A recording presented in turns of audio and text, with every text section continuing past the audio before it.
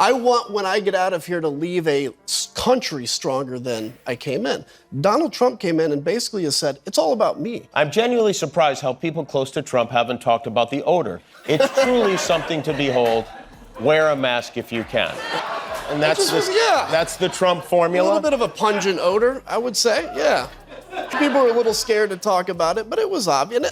Maybe it wasn't permanent or all the time, but it's there. Coming up, we're diving deep into Trump's latest meltdown, and trust me, it's a doozy. We've got Adam Kinzinger dropping truth bombs, Trump tweeting like his life depends on it, and Jimmy Kimmel delivering the ultimate roast. You'll see why Trump's tweets are being compared to a teen's diary, learn about his bizarre obsession with windmills, and witness Kimmel's epic takedown, complete with props that'll have you rolling on the floor. Before we move on, I'd like to ask you a small favor. If you appreciate this content, please take a second to like this video and subscribe to the channel. Over 98% of you watch the videos without subscribing. It costs you nothing, but it makes a huge difference to us. So did you click the subscribe button? Great, thank you so much. Now back to the video. The answer is a resounding yes. It seems like someone poked the orange bear, and the mark they left is quite noticeable. Adam Kinzinger, who is now critical of Trump but was once a Republican, decided to rile things up by attacking his own party. Truthfully, it was quite unattractive.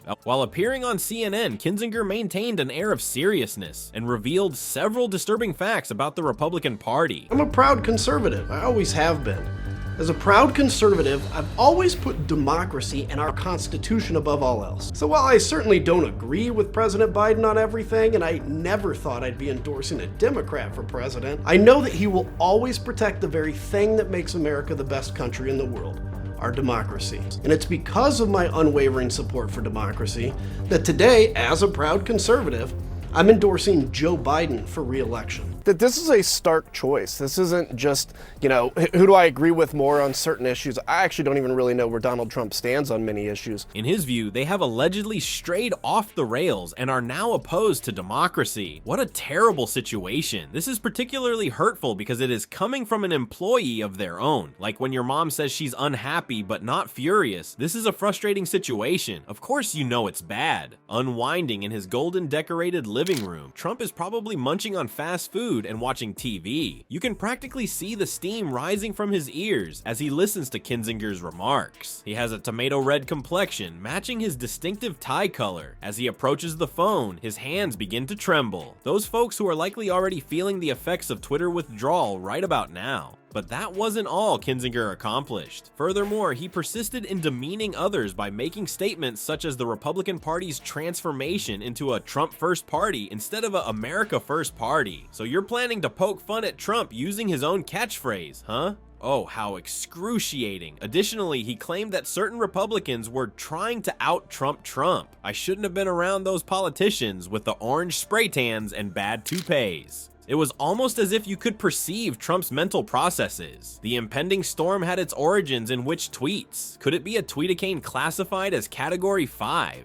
People will tell me sometimes like, Adam, you're courageous, and I appreciate it. I'm not courageous, though. I'm surrounded by cowards. Donald Trump is a weak man pretending to be strong. Americans that were concerned about January 6th that still voted for Donald Trump because other issues, economics, inflation, whatever.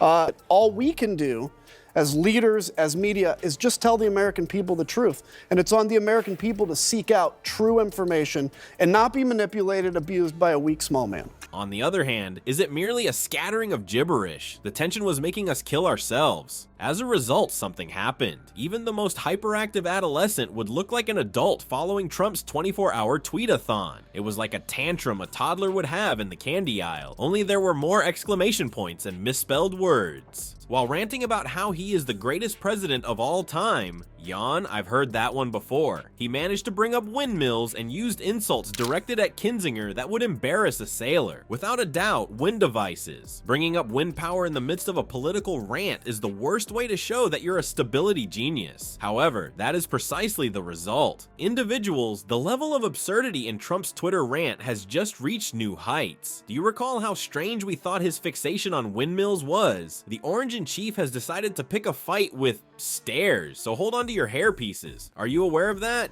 If he stands up and he talks about policy, he talks about issues, and talks about, like basically gives a speech he's never given before. But again, I mean, even today, he put out a Truth Social that's like, I forget what it was, attacking Joe Biden, of course, and all the January 6ers who are really just hostages. An insurrection against our Capitol that was violent, that attacked police officers, that attacked innocent people, and pretending like it never happened. Yes, what you heard was accurate. Flight of steps.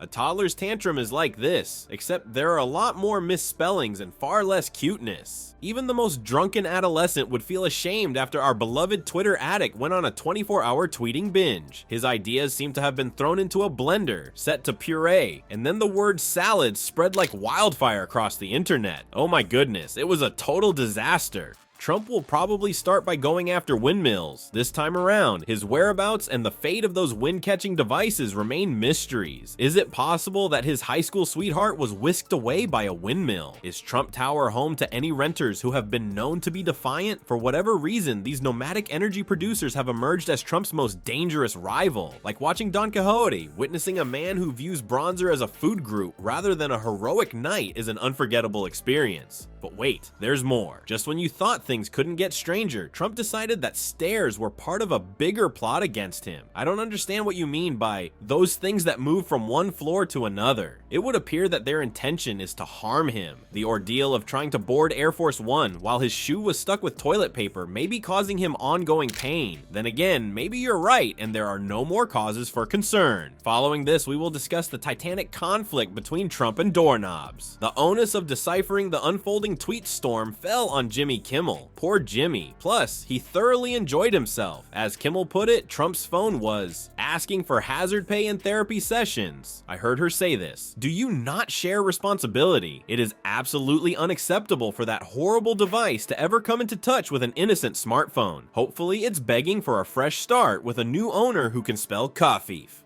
Regardless, Kimmel was still working on it. The big guns, or maybe the big bottle, were brought out by him, my goodness. Imagine, if you will, a huge baby bottle labeled Trump Tears. Like Trump's administration, it's funny and terrifying all at the same time. The heat from Kimmel's roast of Trump probably cured Trump of his cold. Alternatively, it could make you laugh so hard that you temporarily disregard the situation and move on. Political humor at its finest was on display in Jimmy Kimmel's mockery of Donald Trump's Twitter tantrum. The late-night host made a career out of Trump's tantrum, proving that laughing at one's own political foolishness can be a healthy stress reliever. The host turned Trump's tantrum into a comedic goldmine. Did Kimmel make a brilliant move? Props like a huge baby bottle bearing the words Trump Tears were used to show how immature the former president's actions are. That this goes beyond just making people laugh is one of the most unfortunate aspects. Since Kimmel's political satire style simplifies otherwise complicated political subjects, it does influence public opinion. Your way of presenting important information is like sneaking veggies into a child's lunchbox, entertaining and easy to understand. If you find yourself laughing at a late-night joke about Trump, remember that you are doing more than just enjoying yourself. You are participating in democracy. It might come as a surprise that saving the republic could be so funny.